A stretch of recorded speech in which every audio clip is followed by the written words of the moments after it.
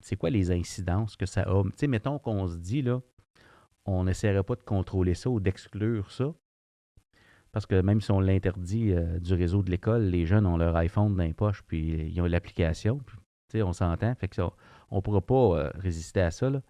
C'est quoi les incidences sur nos pratiques? Tu sais, mettons que c'est là, puis on s'en sert, puis qu'on le dit, puis on invite même les élèves à l'utiliser, mettons, là. Comment ça vient affecter la démarche d'enseignement et d'apprentissage? Puis tu as parlé d'évaluation tantôt. Tu sais, c'est un challenge pour c'est quoi une preuve d'apprentissage, dans le fond. Tu sais. Oui. Fait que comment tu vois ça, toi? En termes d'apprentissage, ça m'a permis de découvrir plein d'autres choses que ce que je faisais à l'habitude. Bon, OK. je connaissais les examens, je connaissais les dissertations. Moi, je suis beaucoup dans une pédagogie par projet. OK. Je fais faire le projet aux élèves, j'évalue la création. Euh, que ce soit un jeu qui ont programmé, un robot qui font faire un circuit ou une dissertation sur un sujet, là, ça reste une production. Donc, j'étais beaucoup dans évaluer le projet final de ce qu'il avait fait. J'ai découvert ce qui s'appelle la triangulation des apprentissages, qui est une approche un peu qui regarde, oui, on peut regarder les productions, mais qu'est-ce qui se passe pendant?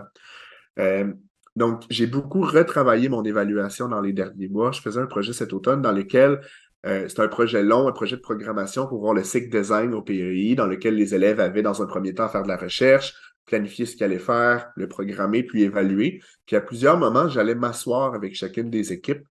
On discutait où il était rendu. Bon, votre recherche est rendue où? Est-ce que vous avez cherché là-dessus? Dans quel ordre avez-vous fait vos recherches?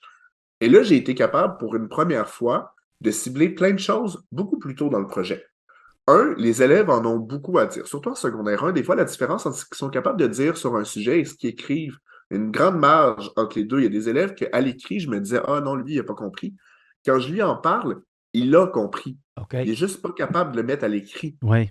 Mais là, ça me force à regarder quelque chose d'autre. J'ai été capable de me rendre compte un peu des dynamiques d'équipe beaucoup plus vite. Quel élève veut super bien faire, quel élève travaille moins. Ça, un cours à 2 périodiques, d'habitude, c'est plus loin dans l'année qu'on s'en rend compte. Là, je m'en suis rendu compte beaucoup plus rapidement. J'ai découvert plein d'autres choses en évaluation, justement, ces espèces de notes-là, travailler à l'oral avec les élèves. Donc, ça m'a permis, en termes d'évaluation, pour revenir à la question initiale, là, Oui, oui. l'intelligence artificielle m'a permis d'aller voir autre chose en évaluation.